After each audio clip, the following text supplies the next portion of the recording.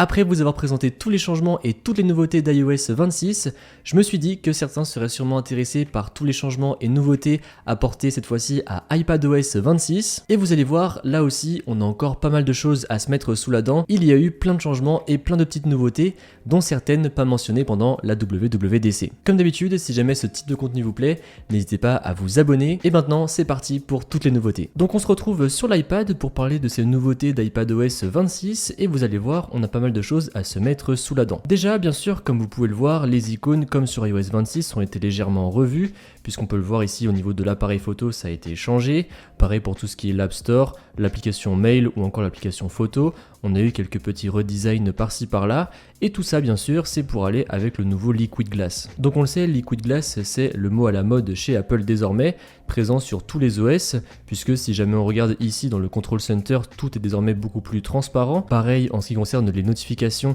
tout est beaucoup plus transparent, encore une fois comme sur iOS 26, et vous allez même pouvoir désormais passer vos icônes en mode transparent également, si jamais vous appuyez sur le petit plus que vous faites personnaliser, et désormais vous pouvez mettre transparent et tout va passer en transparent comme ceci. Alors j'étais pas trop fan au début, mais maintenant je trouve ça sympa, surtout en mode sombre. Personnellement c'est ce que je préfère, et comme sur iOS 26 encore une fois, vous avez ici la possibilité de switcher directement entre les petites et les grosses applications. Et d'ailleurs si jamais toutes les nouveautés d'iOS 26 vous intéressent, eh bien j'ai réalisé une grosse vidéo sur le sujet, donc je vous la mettrai en description. Il y a à peu près 130 nouveautés changements sur iOS 26, et donc justement je vous ai récapitulé tout ça en une seule grosse vidéo d'à peu près une demi-heure, donc si jamais ça vous intéresse, eh bien n'hésitez pas à aller voir ça. L'une des premières nouveautés, c'est que comme vous pouvez le voir ici sur le dock, on a beaucoup plus d'applications qu'avant, et désormais on pourra mettre jusqu'à 23 applications sur le dock, donc un petit peu comme un Mac. Et d'ailleurs comme vous pouvez le voir sur ce dock, il y a une nouvelle application. Cette nouvelle application c'est CyberGhost VPN qui sponsorise cette vidéo. CyberGhost VPN, c'est plus de 38 millions d'utilisateurs et des milliers d'avis positifs. C'est tout simplement l'un des meilleurs VPN du marché. Un VPN, c'est indispensable pour protéger votre vie privée en ligne. Il chiffre votre connexion et empêche votre fournisseur d'accès ou d'autres regards indiscrets de suivre ce que vous faites sur Internet. Ainsi, personne ne pourra savoir ce que vous faites en ligne. Avec plus de 100 emplacements, CyberGhost vous permet également de contourner les blocages géographiques. Changez simplement votre localisation en ligne vers les États-Unis, le Japon ou tout autre pays et profitez jusqu'à 50% de contenu supplémentaire sur Netflix, Amazon Prime, Disney+, et plein d'autres. Vous pouvez aussi obtenir de meilleures offres en ligne en modifiant votre localisation virtuelle. Et ce n'est pas tout, puisqu'en France, certains sites sont bloqués par les autorités ou par les fournisseurs d'accès Internet. Et justement, avec CyberGhost VPN, vous pourrez choisir de contourner ces restrictions de manière sécurisée en choisissant un serveur situé dans un des pays où l'accès à ces sites est libre. C'est rapide, privé et totalement anonyme. Le service fonctionne sur tous vos appareils, vous pourrez même protéger jusqu'à 7 appareils en même temps, parfait pour le partager avec vos amis ou votre famille. Avec le lien qui se trouvera en description, profitez de leur meilleure offre à seulement 2,03€ par mois avec 4 mois offerts et une garantie satisfait ou remboursé de 45 jours, donc vous n'avez rien à perdre. Merci de soutenir la chaîne en utilisant notre lien. Pour revenir à iPadOS 26, si désormais vous allez dans le Control Center, vous pouvez voir qu'un nouveau bouton a fait son apparition juste ici, qui est en fait un bouton qui va vous permettre d'utiliser le nouveau mode fenêtré d'iPadOS 26. Donc là vous voyez il est coché, et si jamais je reste appuyé dessus, eh bien on peut repasser en Stage Manager, mais ici on va rester en application fenêtrée pour que je puisse vous montrer, et donc du coup vous allez voir toutes les applications vont s'ouvrir comme ceci en fenêtré, et ça rend vraiment bien je trouve. Donc là vous voyez on a plusieurs fenêtres et on va pouvoir interagir différemment avec ces dernières. Alors peut-être que pour la première fois pour vous ça n'apparaîtra pas directement en mode fenêtré, ça apparaîtra directement en mode plein écran, et en fait c'est grâce à la petite courbe qu'on a juste ici en bas de l'écran, et bien en fait grâce à celle-ci vous allez pouvoir par la suite redimensionner votre fenêtre pour pouvoir passer après en mode multi-fenêtré, et ensuite après votre fenêtre et bien vous allez pouvoir la prendre, la mettre un petit peu où vous voulez, vous allez pouvoir la mettre sur le côté, vous allez pouvoir la mettre sur l'autre côté, voilà c'est vraiment à votre guise et vous allez pouvoir en avoir autant que vous voulez. Par exemple on va également pouvoir mettre CyberGhost VPN, voilà franchement vous allez pouvoir en ouvrir autant que vous voulez pour vraiment avoir un vrai multitâche sur iPadOS. Et après vous allez même pouvoir prendre une application du dock pour la placer directement à parmi les autres. Donc là par exemple si je prends l'application calendrier, et bien vous voyez je peux la placer directement parmi les autres. Donc franchement c'est super bien pour celles et ceux qui utilisent le multitâche. Personnellement je sais que quand je travaille j'ai toujours beaucoup de fenêtres en même temps, puisque parfois je vais avoir par exemple un brief, après je vais avoir mon script pour le tournage, après je vais avoir ici comment je planifie mon tournage. Donc pour moi c'est quelque chose de vraiment super cool à utiliser au quotidien. Et après Après, avec ces fenêtres, vous l'avez peut-être vu, mais désormais on a les petits boutons comme sur le Mac qui font leur apparition ici en haut à gauche. Donc on a le bouton pour quitter, le bouton pour réduire ainsi que le bouton pour agrandir, et juste ici une nouvelle fois on retrouve le petit bouton encore une fois pour passer en mode fenêtré. Mais ce qui est intéressant, c'est que quand vous êtes comme ceci et que vous avez plusieurs fenêtres, eh bien vous pouvez rester appuyé juste ici, et encore une fois comme sur un Mac, eh bien ça va vous proposer de déplacer et de redimensionner vos fenêtres. Donc vous allez pouvoir choisir de les mettre sur un côté de l'écran ou en haut ou en bas, et après sinon vous allez pouvoir les organiser. Donc là par exemple vous voyez on peut les organiser comme ceci, un petit peu avec 4 applications, et pareil vous allez pouvoir après gérer ici comment vous les voulez, et normalement sur le bas vous avez aussi la fenêtre. Bon ça ne marche pas tout le temps, mais normalement vous l'avez là aussi. Et l'autre chose, si désormais je fais simplement un seul swipe comme ceci pour quitter les applications, et bien encore une fois ça fait comme un Mac. Je suis désolé, je vais le répéter plusieurs fois parmi la vidéo, mais parce que ça ressemble vraiment à un Mac pour le coup, puisque ça nous offre une vue un petit peu sur l'écran d'accueil, et après si jamais je retape dans un endroit vide, et bien ça nous remet toutes les fenêtres. Donc si jamais on veut quitter toutes ces fenêtres, et bien on fait d'abord un premier swipe et ensuite un deuxième swipe comme ceci, et là vous voyez on n'a plus rien. Et par la suite, si jamais je réouvre toutes ces applications et que je veux accéder à toutes les fenêtres ouvertes, et bien ça me propose d'abord une vue de toutes les petites fenêtres que j'ai sur mon bureau, plutôt sur mon écran d'accueil, et ensuite j'aurai accès ici aux autres applications ouvertes. Mais ce n'est pas tout, puisque en mode fenêtré, donc là par exemple si je reviens sur le calendrier, et bien vous voyez on a une petite barre qui fait son apparition juste en haut avec fichier, édition, présentation, fenêtre et aide, et en fait à chaque fois cette petite barre est propre à l'application qui est ouverte. Donc là encore une fois on a par exemple l'application calendrier qui est ouverte, et donc si jamais je clique sur fichier, et bien vous voyez je vais pouvoir créer un nouveau rappel ou un événement, créer un abonnement à un calendrier ou tout simplement fermer la fenêtre. Dans l'édition pareil on va pouvoir annuler, rétablir, couper, copier, coller, etc. Encore une fois ça ressemble vraiment à ce que l'on peut retrouver sur un Mac, et encore une fois si jamais je change et que par exemple je décide d'ouvrir Safari et que je vais sur le haut, et bien ici vous voyez j'ai la barre propre à Safari cette fois-ci avec l'historique, les signets, les fenêtres, l'aide, les fichiers, présentation, édition, etc. etc. puisque désormais si j'appuie sur fichier, et bien je vais pouvoir ouvrir une nouvelle fenêtre personnelle, une nouvelle fenêtre de travail, fenêtre privée, bref toutes les options que l'on peut avoir avec Safari. Autre petite nouveauté d'ailleurs, puisque vous le voyez peut-être là à l'écran, mais désormais on a accès à un vrai curseur, puisque là j'ai mon iPad sur un clavier, et bien ça ne fait plus un curseur rond, ça fait désormais une petite flèche comme on peut la voir juste ici, et ça fait encore une fois un peu comme sur un ordinateur. Personnellement je préfère, puisque c'est vrai que le petit rond d'avant j'étais pas spécialement fan, donc là je suis vraiment content qu'Apple ait décidé d'adopter ce design, ça rend beaucoup mieux je trouve. Et ensuite, comme je vous le disais tout à l'heure, si jamais vous ne voulez plus utiliser de mode fenêtré, vous pouvez tout simplement aller ici dans le centre de contrôle, vous désactivez ça, et comme ça passe directement sur la fenêtre, mais cette fois-ci en plein écran, et on n'a plus la petite courbe qu'on avait juste ici en bas. Bon je suis désolé, c'est vrai qu'on voit quand même énormément les traces de doigts ici vu que l'écran de l'iPad est noir, donc je vais essayer de plutôt utiliser le trackpad, mais si jamais on descend désormais et que l'on va dans multitâches et gestes, et bien ici vous allez pouvoir gérer tous les paramètres de fenêtrage que l'on voyait depuis tout à l'heure.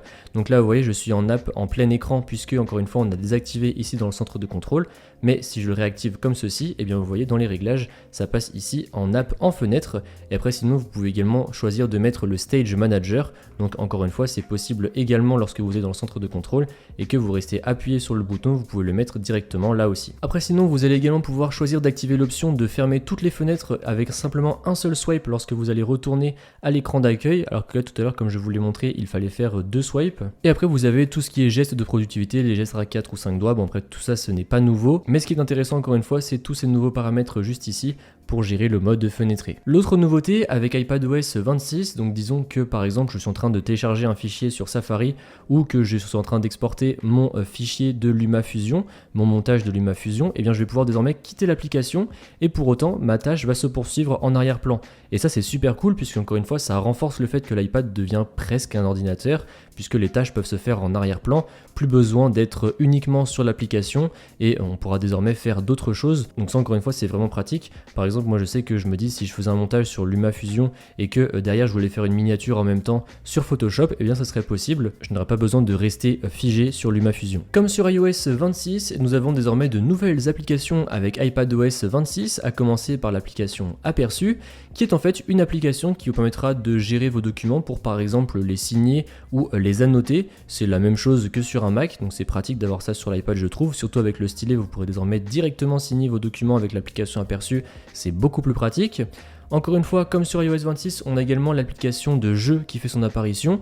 Donc en fait, c'est une application dans laquelle on va pouvoir retrouver donc tous les jeux disponibles sur l'App Store. On va également pouvoir retrouver les jeux disponibles avec Apple Arcade si jamais vous avez l'abonnement. Donc là, moi, vu que je l'ai avec cet iPad, on peut voir ici tous les jeux qui sont disponibles avec Apple Arcade. Si je clique sur jouer ensemble, je vais voir à quoi jouent mes amis et je pourrais donc lancer des compétitions contre eux. Et dans Bibliothèque, on va retrouver tous les jeux auxquels j'ai déjà joué ou tous les jeux que j'ai déjà installés sur mon iPad et voir également mes scores, mes réalisations, etc., etc.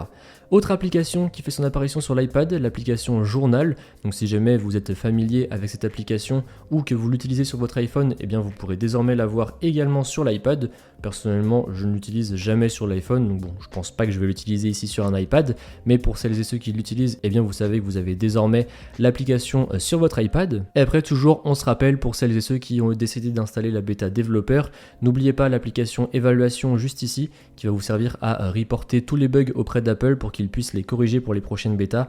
Encore une fois, c'est super important si jamais vous trouvez des bugs de les déclarer dans l'application évaluation. Comme ça, encore une fois, avec les prochaines bêtas, Apple pourra corriger tout ça. Autre nouveauté avec iPadOS 26 qui se trouve cette fois-ci dans l'application fichier qui se trouve juste ici, puisque désormais celle-ci fait peau neuve également. Et comme vous pouvez le voir, l'affichage change complètement. Donc déjà ici on a les différents filtres avec les dates de modification, les dates de création. Et si jamais j'appuie sur les trois petits points, eh bien je vais pouvoir rajouter des filtres. Par exemple, je vais pouvoir rajouter le type. Donc là, vu que vous n'avez que des dossiers, ça sera uniquement des dossiers bien sûr. On va également pouvoir rajouter par exemple la taille. Et après on va pouvoir bien sûr les retirer en recliquant dessus. Et ce qui est intéressant, c'est qu'on va également pouvoir redimensionner tout ça. Donc encore une fois, un petit peu comme sur un Mac. Là, vous voyez, je peux jouer avec le petit curseur bleu. Et l'autre chose d'intéressant, c'est que désormais, on n'est plus obligé d'aller dans un dossier pour pouvoir voir ce qu'il y a à l'intérieur. On pourra juste cliquer sur la petite flèche bleue pour voir ce qu'il contient comme ici. Et là, par exemple, si je reclique sur Preset et qu'après je redescends dans les luttes et qu'on descend dans les luttes 2, et bien vous voyez juste ici après j'ai accès à tous les éléments et encore une fois j'ai pas besoin de cliquer manuellement sur le dossier, on peut juste tout faire avec la petite flèche et du coup rester sur la page principale. C'est beaucoup plus pratique je trouve, comme ça après on peut tout fermer d'un coup, on n'a pas besoin de revenir 10 000 fois en arrière. Et l'autre chose, donc là par exemple si jamais on veut retourner sur ça et que je reste appuyé dessus, et bien on va pouvoir faire ouvrir avec. Bon là j'ai aucune application pour ouvrir ce type de fichier, mais on va désormais pouvoir choisir avec quelle application on ouvre quel fichier. Donc ça c'est plutôt pratique pour celles et ceux qui ont plusieurs applications qui font la même chose et qui veulent vraiment avoir la liberté de choisir. Et sinon au niveau des dossiers, donc là par exemple on va prendre ce premier dossier sans titre et ici on va pouvoir le personnaliser. Donc on va pouvoir par exemple ajouter une petite icône dessus, on va également pouvoir ajouter un emoji si jamais on le souhaite et on va également pouvoir ajouter par exemple une couleur. Donc ici on va le mettre en jaune et le dossier va venir se mettre en jaune là aussi. Donc là vous voyez j'ai mon dossier de customiser, mais ce qui est super intéressant c'est que ce dossier je vais également pouvoir le mettre dans mon doc si jamais je le décide. Donc soit vous le prenez et vous le faites glisser, soit vous restez appuyé dessus et ensuite vous faites ajouter à et donc là vous allez pouvoir l'ajouter dans le doc. Donc là normalement il va être ajouté dans mon doc. Si jamais je quitte tout ça, vous voyez que juste ici en bas à droite mon dossier sans titre a été ajouté et encore une fois au niveau de l'affichage on retrouve quelque chose de similaire au Mac. Et sinon vous avez également la gestion du micro dans le centre de contrôle. Donc là si je le fais descendre et que j'appuie juste ici, et bien vous voyez ici on a microphone. Donc là on a same as system puisque du coup on utilise le même microphone, mais si jamais j'appuie dessus, et bien on va pouvoir changer de micro. Et l'une des autres nouveautés d'iPadOS 26, c'est que du coup on va pouvoir ajouter ici dans un port USB-C un micro, donc soit un micro en USB-C, soit même ajouter une carte son. Et ensuite vous allez pouvoir choisir juste ici le micro que vous voulez. Donc ça marche pour FaceTime, mais ça marchera également si jamais vous voulez enregistrer un podcast avec votre iPad par exemple, puisque du coup vous n'avez juste qu'à brancher encore une fois ici dans le port en USB-C et après vous allez pouvoir jongler entre les différents micros de disponibles. Après sinon comme sur iOS 26 on va avoir des nouveautés concernant les captures écran. Donc déjà vous voyez au niveau de l'interface c'est différent. Alors par contre moi j'ai pas encore les fonctionnalités d'Apple Intelligence, pourtant j'ai un iPad Air M3 donc je devrais les avoir. Donc je pense que ça viendra avec la prochaine bêta, ou peut-être que c'est juste un bug sur mon iPhone et peut-être que vous l'avez déjà sur votre iPad. Donc n'hésitez pas à me dire ça dans les commentaires. Et sinon on a également la refonte de l'application de l'appareil photo. Donc là comme on peut le voir au niveau des boutons ça a été simplifié. Donc tout a été beaucoup plus simplifié. Encore une fois on a juste à slider comme ceci pour pouvoir jongler entre les différents modes. Personnellement j'aime beaucoup cette interface qui fait beaucoup plus clean, beaucoup plus propre, épuré et aéré. Dans l'application des messages on retrouve là aussi les nouvelles nouveautés avec les sondages, les fonds d'arrière-plan et l'interface l'interface encore une fois Liquid Glass. Et sur l'écran de verrouillage, on aura là aussi la nouveauté comme c'est le cas avec l'iPhone encore une fois. Donc là on va pouvoir faire personnaliser et on va pouvoir faire descendre l'heure comme ceci. Et normalement elle est censée passer derrière le sujet. Donc bon, après ça ne fonctionnera pas tout le temps pour l'instant puisque il y a encore pas mal de bugs. Là comme vous voyez, normalement l'heure est censée passer derrière, mais bon, pour l'instant elle ne passe pas derrière. Mais en tout cas l'iPad se rapproche vraiment du Mac ces derniers temps. Comme on a pu le voir, il y a énormément de choses qui ressemblent au Mac et surtout énormément de choses qui vont faciliter son utilisation, comme par exemple les tâches en arrière-plan, le fait de pouvoir avoir un dossier directement sur le dock, ou encore bien sûr le mode multi-fenêtré qui facilitera la vie, je pense, de beaucoup de gens. Donc voilà, c'est tout pour cette vidéo. Comme vous avez pu le voir, pas mal de correctifs d'apporter avec iPadOS 26. Et n'oubliez pas de jeter un œil à notre partenaire CyberGhost VPN en cliquant sur notre lien pour bénéficier de 4 mois offerts et 83% de réduction. Protégez votre vie privée, débloquez des contenus exclusifs et faites des économies avec CyberGhost. Et encore une fois, c'est sans risque satisfait ou remboursé sous 45 jours. En tout cas, j'espère que cette vidéo vous a plu. Si c'est comme d'habitude, n'hésitez pas à mettre un pouce bleu, à me suivre sur les réseaux sociaux qui se trouveront dans la description et à vous abonner. Allez, salut!